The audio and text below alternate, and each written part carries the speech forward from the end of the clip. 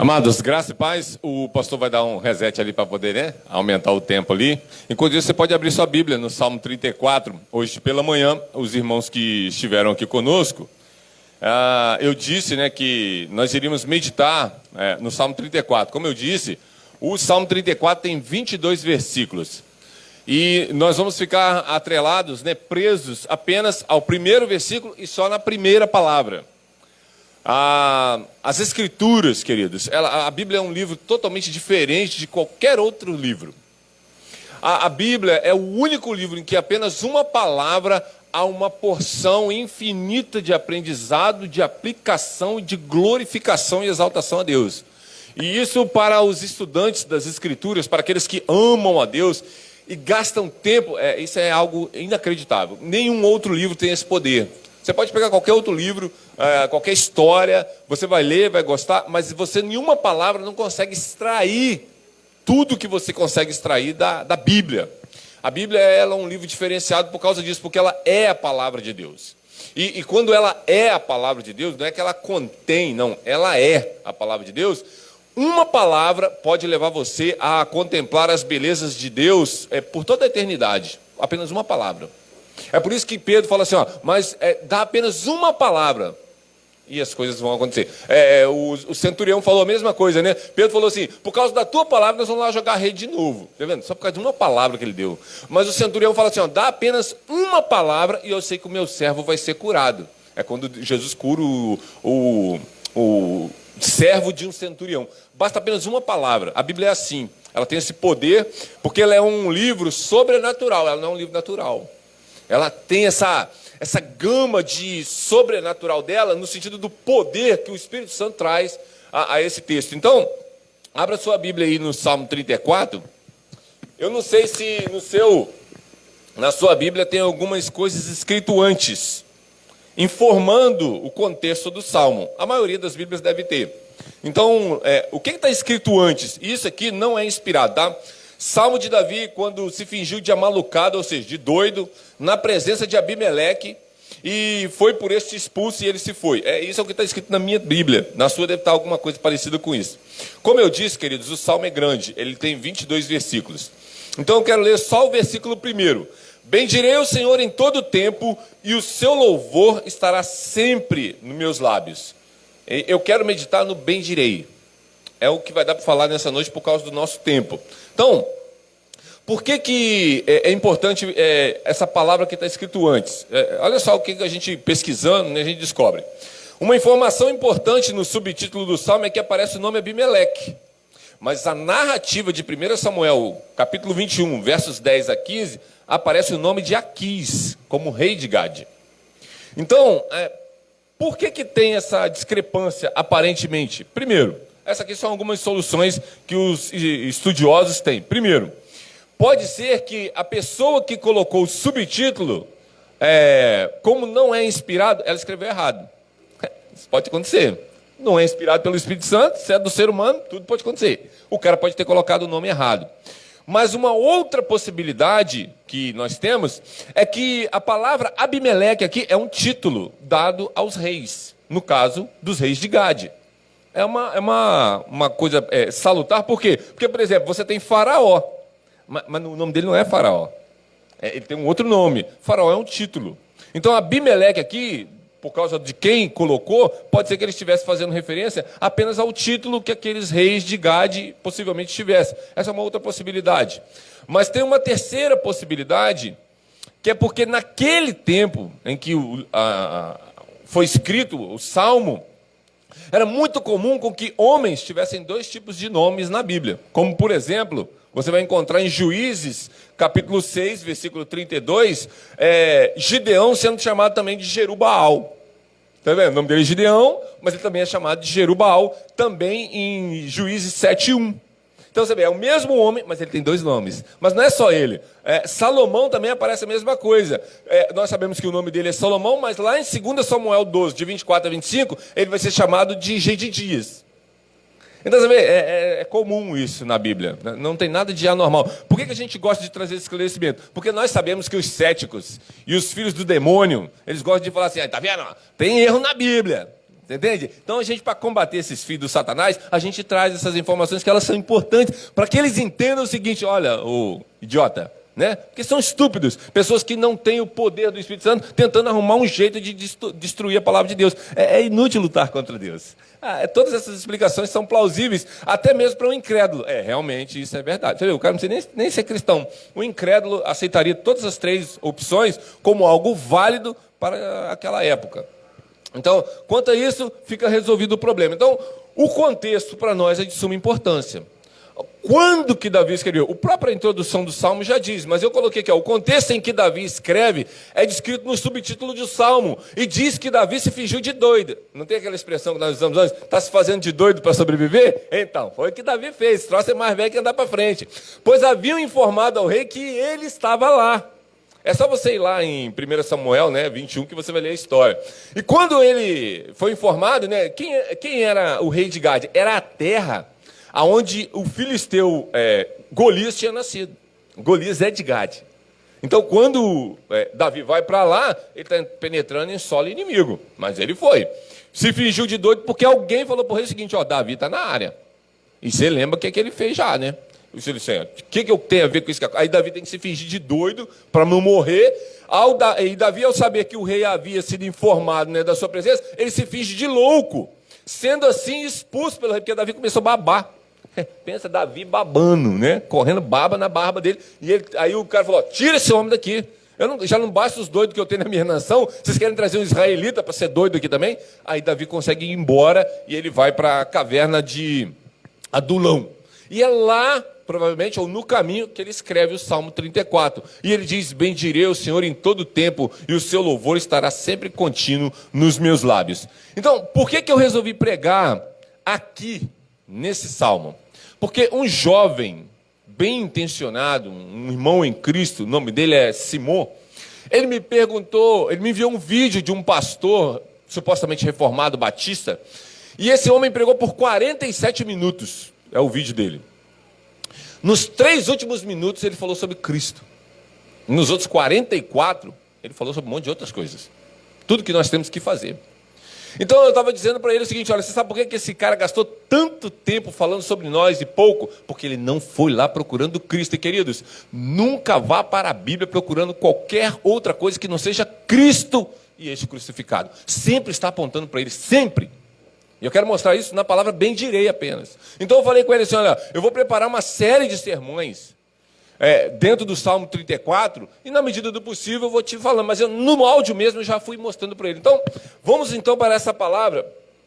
Por quê? Porque o Salmo 34 é um salmo de exaltação a Deus, e ele começa com a palavra bendirei. A primeira coisa que você vê é que o verbo está no futuro. Por que Davi não botou esse verbo no presente? Por que ele não disse bendigo? É porque a obra de Cristo é que vai fazer nós agirmos no futuro assim. Davi sabe disso. Ele é pecador. Ele sabe que ele comete falhas. Você vê, esse texto desse salmo foi escrito antes dele adulterar com Betseba, mas ele já sabe que ele é pecador. Então, o texto diz bendirei. Bendirei está no futuro. Ele está apontando para uma esperança maior. Ele sabe que ele não bendiz ao Senhor em todo o tempo, porque ele comete os seus pecados. Então, Davi, por ser um homem pecador, Davi, por ser um homem que tem dificuldades em honrar a Deus em todo o tempo, porque é isso que o texto está dizendo: bendirei ao Senhor em todo o tempo. Ele sabe que ele tem uma bendita esperança no futuro e não no presente. Agora, isso não significa que ele não tentava fazer isso. Ele tentava. Como todos nós tentamos bendizer ao Senhor em todo o tempo. Mas nós sabemos dos nossos pecados. Essa palavra está apontando para a cruz. Porque Davi está apontando para o futuro. Ele está apontando para alguém que faz isso. Mas ele está apontando para alguém que faz isso de forma perfeita, e é um desejo do coração dele fazer. Mas sem o perfeito que faz isso em todo o tempo, Davi não tem condições de fazer no futuro. Davi tem a mesma esperança de Jó. Eu sei que o meu Redentor vive. Eu sei. Ele sabe também. Davi era um homem segundo o coração de Deus, nós sabemos disso. Então, o verbo está no futuro propositalmente. Por quê? Porque Jesus disse o seguinte: ó, honestos e tardios de coração, como vocês demoram a entender tudo o que a Bíblia diz a respeito do Cristo, de como ele deveria padecer para entrar na sua glória. Ele fala isso lá em Lucas, no capítulo 28, quando ele está com os rapazes no caminho de Emaús. Mas Jesus também diz o seguinte: vocês pensam que tem nas Escrituras a vida eterna, mas elas falam de mim, de mim. Então esse bem-direi está apontando para Cristo. Você viu? Quando você vai na Bíblia procurando Cristo, ele está lá o tempo inteiro. Então, a primeira coisa é que a obra de Cristo é que pode fazer com que Davi diga que bendirá o Senhor no futuro, todo sempre. Isso é importante, em todo tempo. Não importa o que você esteja vivenciando, no futuro, ou seja, quando Cristo voltar e nós tivermos os nossos corpos transformados, nós bendiremos ao Senhor em todo o tempo. Ainda não, mas nós vamos chegar lá. Mas não é porque o ainda não que você não vai se esforçar por fazê-lo. Mas quando você peca, você não faz. Então essa é a primeira coisa. É a obra de Cristo que fará com que Davi faça isso, e é a obra de Cristo que fará que eu e você também possamos chegar lá. Segundo, Cristo torna a nossa incapacidade em capacidade. Davi está apontando para o futuro porque ele reconhece toda a sua pecaminosidade. Então do que Davi precisa para que esse verbo se torne algo fato na sua vida um dia? Ele precisa de expiação, ele precisa de propiciação, ele precisa de justificação, ele precisa de redenção, ele precisa de que a eleição se cumpra, ele precisa de predestinação, ele precisa de adoção, ele precisa de morte substitutiva. Você está vendo? Você não tem como se livrar disso. Você tropeça e esbarra na cruz o tempo inteiro. Davi é um cara que tem noção de quem ele é. E ele sabe que ele é pecador. Consequentemente, ele sabe que ele não poderá fazer isso sem que o próprio Deus haja de alguma forma. Então, ele se entrega por completo numa esperança futura de um dia viver para a glória de Deus de tal maneira que ele não vai deixar de bendizer ao Senhor todo o tempo de sua vida. Ele está apontando para a eternidade. Então, nenhuma pessoa fora de Cristo pode louvar e bendizer do jeito que está no verbo, no hebraico. Porque a palavra no hebraico aqui é de alguém que está de joelhos e em adoração.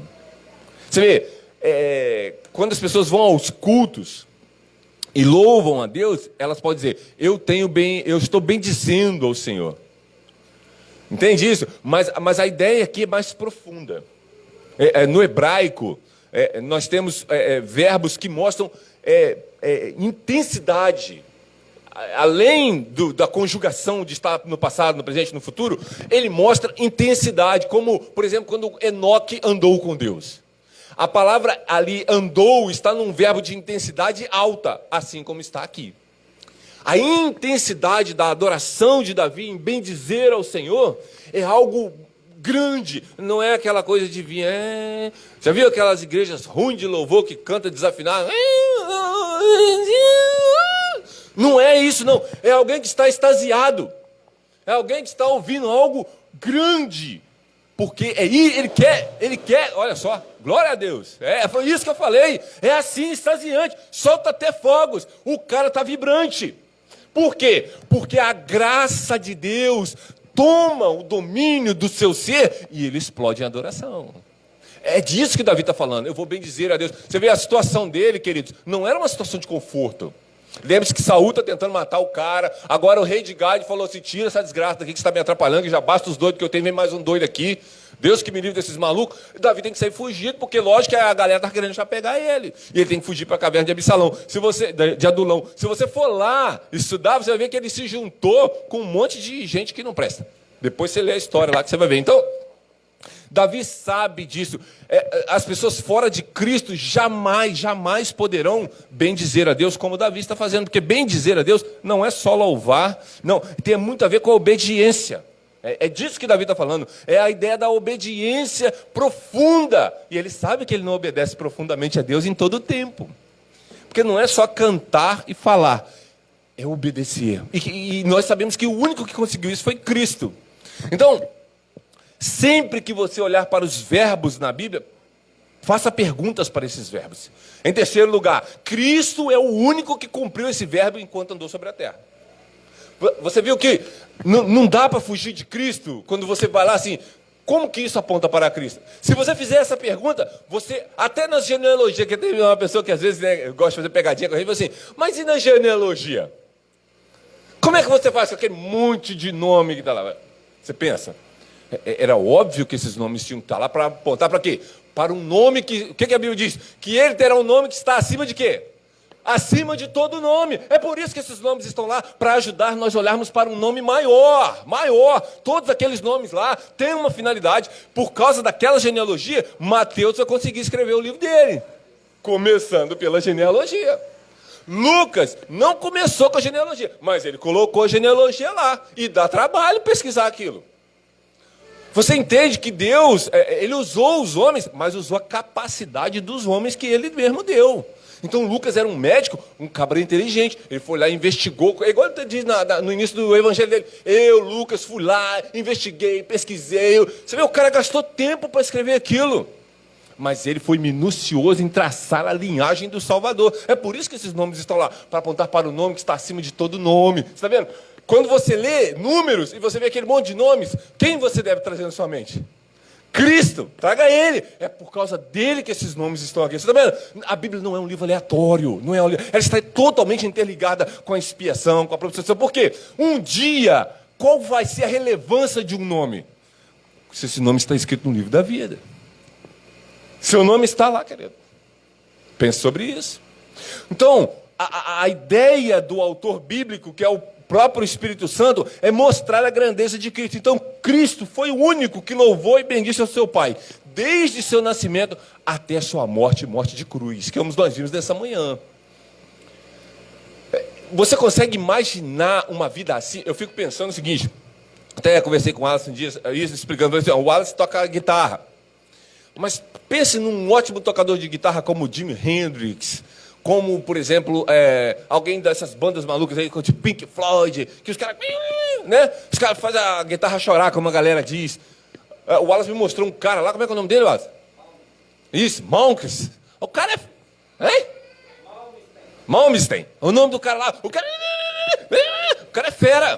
Tá, beleza, manda ver na guitarra. Poxa, você pensa num cara... Quando aí vão tocar o Wallace Malmsteen. O Wallace vai ficar um pouco assim, peraí, velho. Deixa o Malmsteen tocar e me deixa quietinho. A presença de Cristo incomoda, porque ele é santo. Eu fico pensando na comunidade de Israel, vivendo com Jesus 30 anos ali. E você vê que ele vive 30 anos e não incomoda ninguém. Porque o problema não é a forma como... As pessoas falam isso, né? Viva o Evangelho. Se necessário, use palavras. Isso é uma idiotice. Por quê? Porque Jesus ficou 30 anos calado e não houve conversão. Mas foi ele abrir a boca e eles mataram ele. Você entende? Porque o evangelho tem que ser pregado. É por isso que, como virou-se não há quem pregue, não é como virou-se não há quem vive o evangelho. É como virou-se não há quem pregue o evangelho. Por isso que o Cristo, ele desde seu nascimento até a sua morte, ele está bendizendo e louvando ao seu Pai. Por quê? Porque ele está obedecendo de forma perfeita. Porque sem a obediência perfeita, não pode haver um louvor, não pode haver uma exaltação, não pode haver uma adoração verdadeira. Por que a nossa adoração é aceita? Porque ela é filtrada na justiça de Cristo. Uma pessoa perguntou perguntou até o pastor Josemar, né? E se depois da regeneração, as nossas obras são trapos imundos, como Isaías diz. Ele falou, lógico que são, se você acha que você faz alguma coisa boa por sua própria conta. Mas quando você põe algo bom que você faz no sangue de Cristo, então é a obra para o qual Deus preparou para que nós fizéssemos. Então ela é uma obra boa. Mas quando você faz uma obra, você vai dizer, eu que fiz essa grande... minha Babilônia que eu construí, você é uma desgraça. Não é o Espírito Santo que está falando, é você mesmo. Então Cristo mostra para nós como nós devemos realizar o desejo de Davi nesse bem dizer aqui. Nessa adoração que parte de um coração que só tem um único objetivo. Esse é o problema nosso por causa do pecado. O pecado, o que ele faz conosco? Ele diz assim, olha, Deus é ótimo, mas com aquilo ali fica melhor. Ele vai te dando novas possibilidades de realizações. Ele promete algo que ele parece que ele vai te dar. Mas quando você peca, ele não te dá o que prometeu. É sempre uma desgraça. Então, nós precisamos aprender com o Salvador que as coisas ao nosso redor, elas precisam contribuir para que a glória de Deus brilhe de forma magnânima em tudo que nós fazemos. Cristo foi o único que conseguiu praticar isso enquanto estava num ambiente desfavorável. Porque nós um dia seremos assim, querido. Se você e eu somos regenerados, nós um dia bendiremos ao Senhor em todo o tempo, como o texto está dizendo. Mas nós não teremos ambientes pecaminosos. Nós teremos um corpo transformado. Nós seremos como Cristo é. Porque só quem é como Cristo consegue bendizer ao Senhor, como Davi está dizendo. Você entende a magnitude da obra salvadora? Você viu como é que num verbo você não consegue se livrar da cruz? Porque sem a cruz, isso aqui é só uma palavra que vai passar batido para você. Foi o que eu disse, aquele pregador gastou 47 minutos e ele usou 3 minutos para dizer que Jesus que entrou na caverna e não sei o quê. Mas ele não tratou nenhuma das doutrinas centrais. Esse texto está mostrando as doutrinas centrais do Evangelho como expiação, propiciação e justificação de forma grandiosa. Porque as pessoas não são capazes de fazer o que o texto está falando. Nem Davi era por isso, ele jogou no futuro. Porque se ele fosse capaz, ele diria, bendigo ao Senhor, eu faço isso. Eu bendigo, ele não disse isso, ele disse que bendirei, jogou lá na frente, por causa disso, ele sabe da sua pecaminosidade, sabe da sua incapacidade, mas não é só isso, em quarto lugar, Cristo capacitará todos os eleitos de Deus a praticar esse verbo.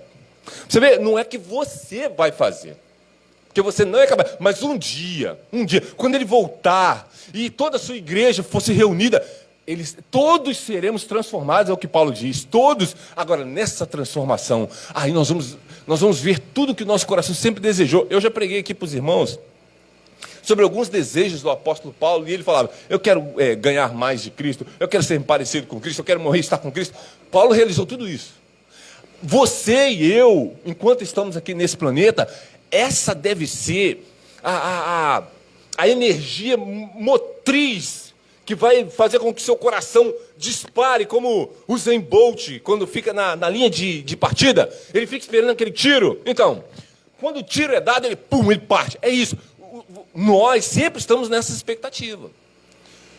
Por isso que o coração de um regenerado, quando está capturado pelas Escrituras e pela Palavra de Deus, em todo o seu ensino, de Gênesis a Apocalipse, ele fica assim, na expectativa. Mas por que muitos cristãos não estão na expectativa? Porque eles não estão olhando para a cruz. Muitos pregadores, queridos, pregam o que nós temos que fazer. E alguém já me perguntou, Alexandre, pregar o que a pessoa tem que fazer está errado? Eu falei, óbvio que não. Hoje de manhã nós falamos sobre isso, o servo sofredor, ele morre para quê? E deixa um monte de coisas para nós fazermos. Nós temos que fazer. Mas a pergunta é, por que você faz? Por exemplo, pense em quando o que é casado sabe bem do que eu estou falando. Pense em quando você viu a sua namorada, que você queria, né? Você olhou para aquela garota e falou, essa. O que você fez para que ela chegasse ao altar com você? Pense. Mulher também pode pensar sobre isso. Pense o que você fez para conduzir aquele rapaz até o dia do altar. Como vocês viveram. Quais foram as decisões tomadas? Pois é, nós estamos na expectativa de um casamento com o nosso noivo. Como que você fica inerte? Não dá para ficar inerte, você fica empolvorosa. Como eu disse, você usa em Bolt, você está na linha, ele vai dar o tiro, o noivo está à porta. Você fica doido. É isso que a Bíblia está nos mostrando, porque só os eleitos podem ter essa expectativa de um dia bem dizer ao Senhor em todo tempo. A palavra Senhor aqui é Jeová. Eu não tenho tempo para pregar sobre ela aqui, porque quando você fala do eu sou, é diferente, né, na Bíblia. Quando você fala assim, o Senhor, Jeová Jireh, por exemplo, é um nome de Deus, mas é um nome dado a algo que Ele faz. Não é algo que Ele é, mas o eu sou é o nome pessoal de Deus. Por exemplo, eu sou pai, eu sou gerente de restaurante, eu sou membro de igreja, mas o meu nome é Alexandre. É meu nome pessoal, é o meu nome de tratamento. Esse é o nome de Deus que é usado aqui por Davi. É o eu sou. Então ele está dizendo o seguinte: eu vou bendizer ao eu sou. Querido, quem é você e eu para chegarmos ante a majestade de Deus para bendizermos o seu nome? Quem somos nós? Miseráveis pecadores. Você acha mesmo que eu e você temos condições? Olha Isaías. Isaías chegou diante da majestade de Deus. Ele bendisse ao Senhor. Ele falou alguma coisa que bendiz... Não, ele falou assim: miserável homem que eu sou. Eu sou um miserável. Eu vou morrer. É isso que ele falou. Oh, eu vi a glória de Deus. Eu vou morrer. Ezequiel, quando vê a glória de Deus, ele cai no chão e fica apavorado. Você entende? Por isso que é estranho quando o pessoal fala assim: eu vejo a glória do Senhor. Se você visse mesmo a glória de Deus, você ia tremer. As pessoas gostam de Deus como um panda. É isso.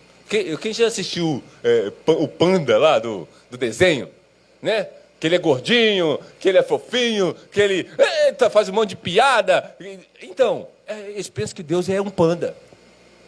Mas quando você vai para quando Deus, por exemplo, desce sobre o monte, lá no Velho Testamento, ele fala assim: até os animais que encostar aí, morrem.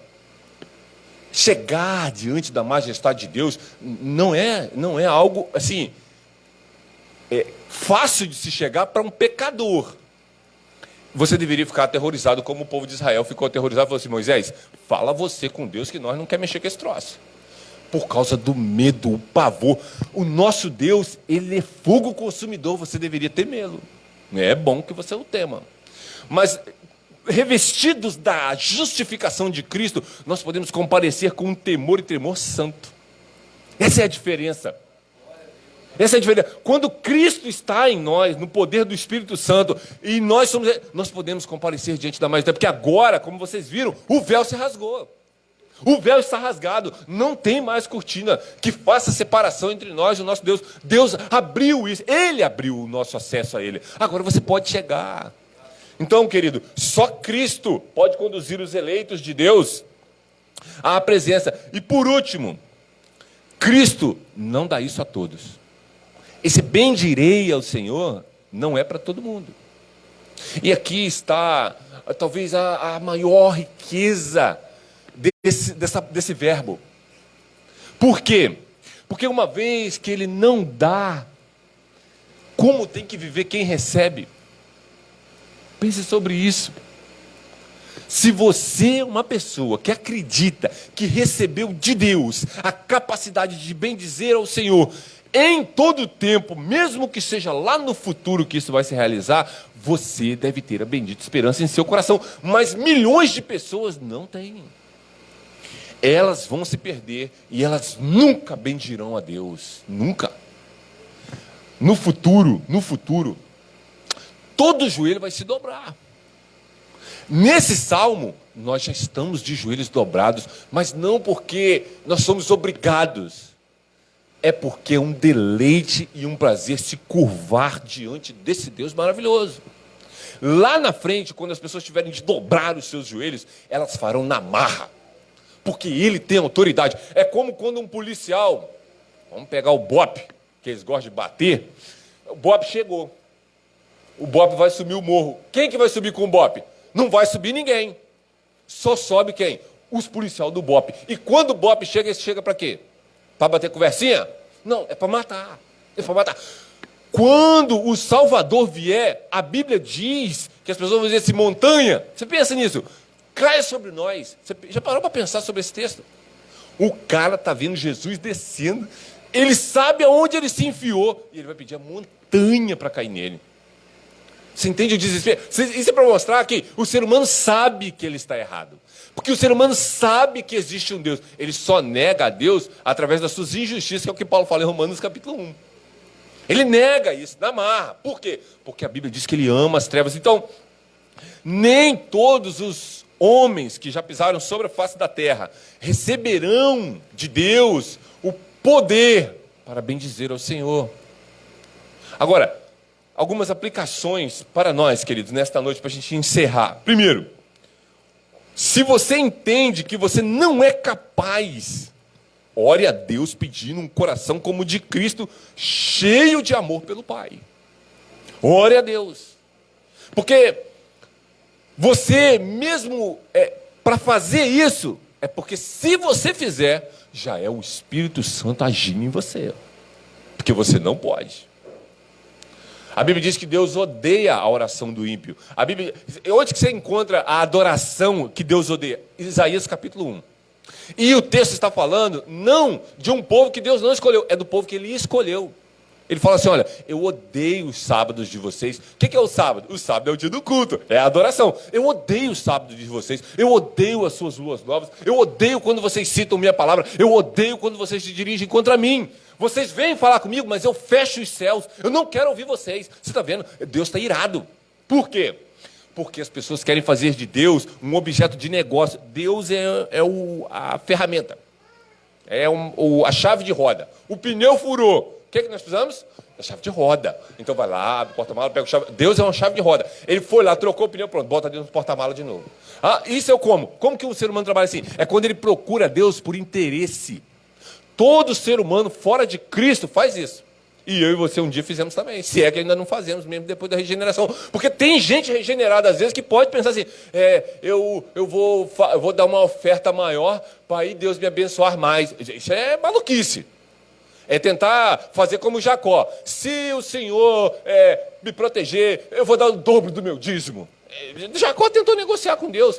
Deus não se deixa corromper por suas estratégias humanas. Então, nem todos poderão usufruir dessa dádiva. Então, ore a Deus, ore a Deus. Essa é uma das aplicações que esse texto traz para nós. Ore a Deus, faça como Davi. Eu vou bendizer ao Senhor em todo o tempo. Senhor, me ajude, tenha misericórdia de mim. Ele vai botar não somente ele, mas depois as outras pessoas no decorrer do Salmo. Segundo, sinta-se um privilegiado se você está entre aqueles por quem Cristo morreu. Porque só por quem Cristo morreu é que vai poder bendizer ao Senhor no final dos tempos.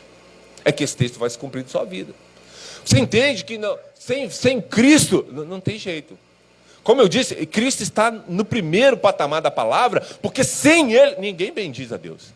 Fora de Cristo, não há como bendizer ao Senhor em todo o tempo. E a palavra aqui pode ser traduzida tanto como bendizer como louvar. Viva cada dia como se fosse possível já louvar a Deus em todo o tempo. Essa é a intenção do coração de Davi. Ele já parte de um princípio de que ele quer fazer aquilo, mas ele é honesto. Eu não consigo, então um dia eu vou bendizer. Um dia. Mas ele está externando algo que ele quer. É a esperança da salvação que está no coração de Davi.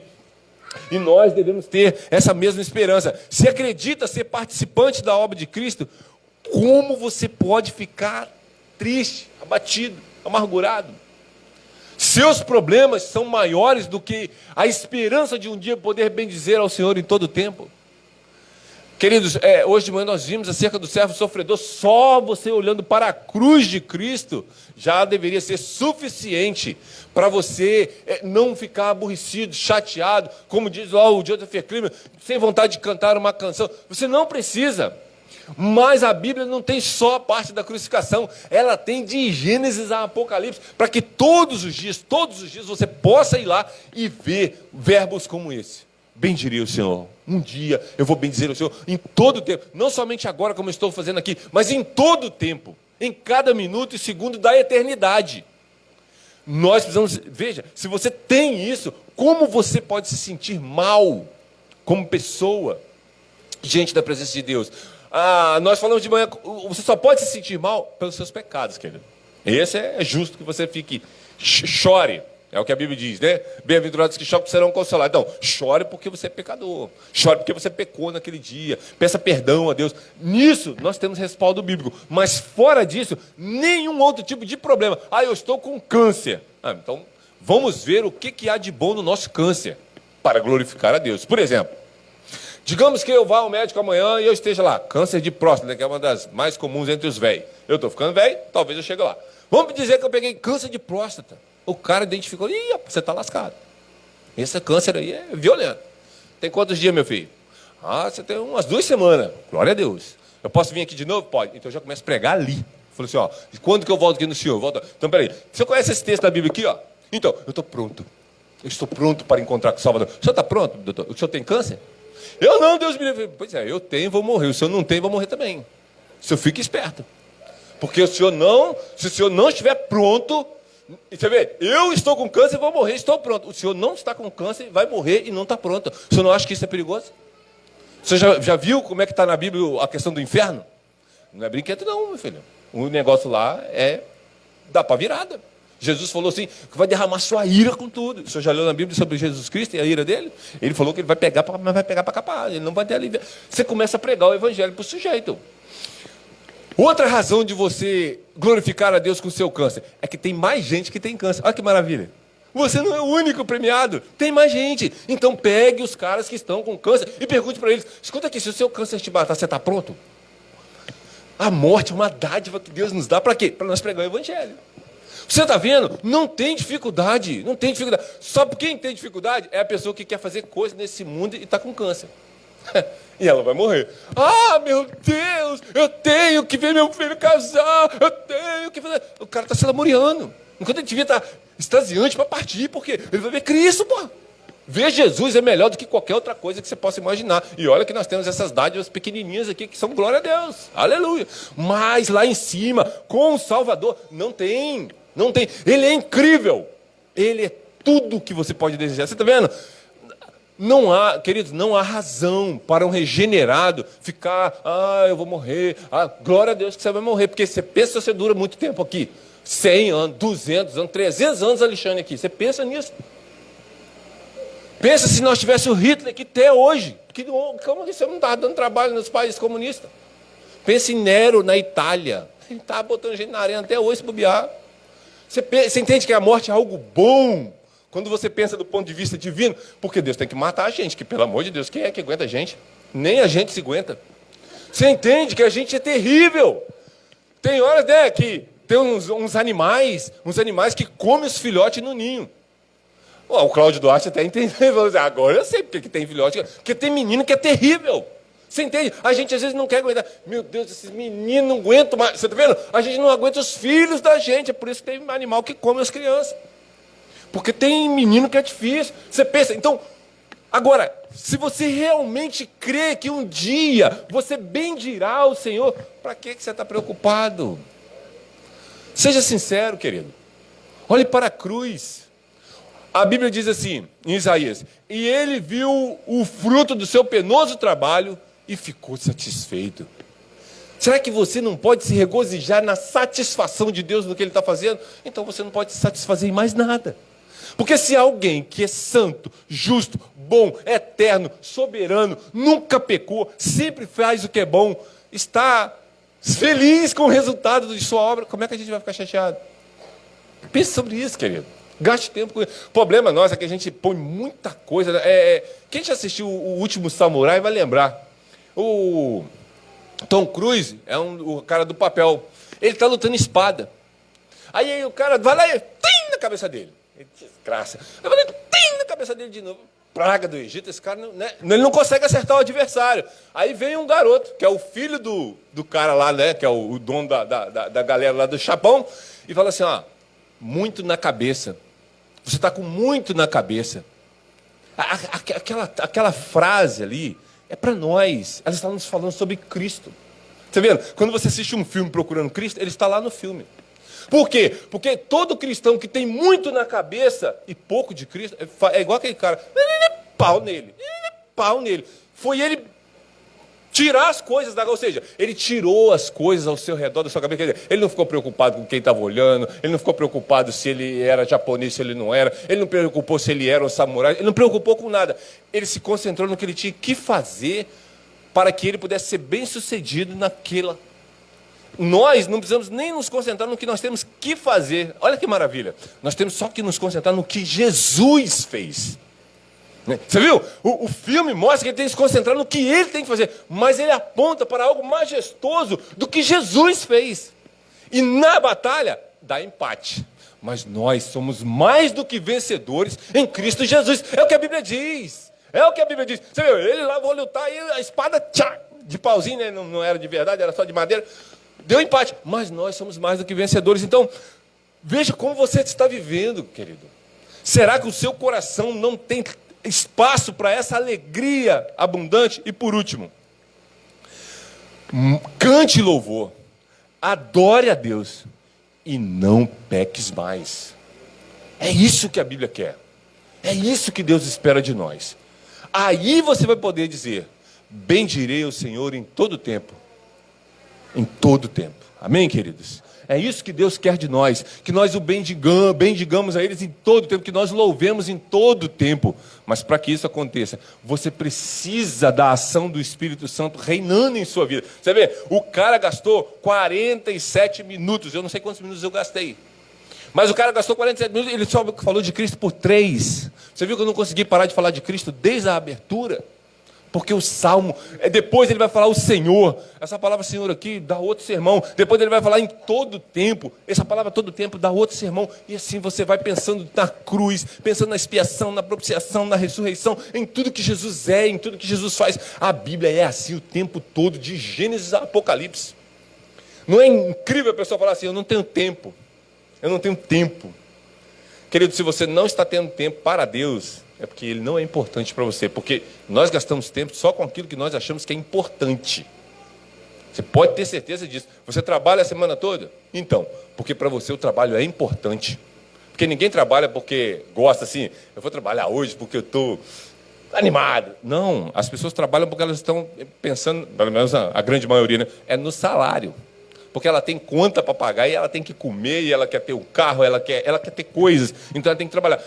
Raros são os cristãos, eu estou falando de cristãos, tá? Não estou nem falando do ímpio, não. Raros são os cristãos que entenderam a teologia do trabalho. Que não é por causa do dinheiro que nós trabalhamos, é por causa da glória de Cristo. E aí, quando você entende isso, porque você entendeu, por exemplo, o que esse bem dizer significa, agora você pode honrar a Deus, independente de quanto você ganha. Ah, você ganha quanto? Eu ganho 500 contos por mês. Nossa, eu ganho 4 mil reais, você só ganha. Eu falei: pois é, mas eu honro a Deus com 500. Honre a Deus com seus 4 mil. Não tem problema. Eu sobrevivo bem. Uma pessoa conversando comigo, ela tem um padrão de vida muito mais alto. Ela falou assim: Alexandre, eu não sei como você consegue viver só com isso que você ganha. Eu falei assim: eu também não sei como é que você consegue viver com tudo isso que você ganha. Porque para que tanto? Esse troço vai te dar dor de cabeça. Eu vou querer ganhar 20 mil por mês para quê? Esse troço vai me dar dor de cabeça. Tudo bem que os missionários podiam ser mais abençoados, né? De repente dava uma oferta maior. Mas a questão é que se Deus tivesse plano que eu ganhasse 20 mil, Ele tinha me dado uma cabeça melhor. Eu sou meio topeira.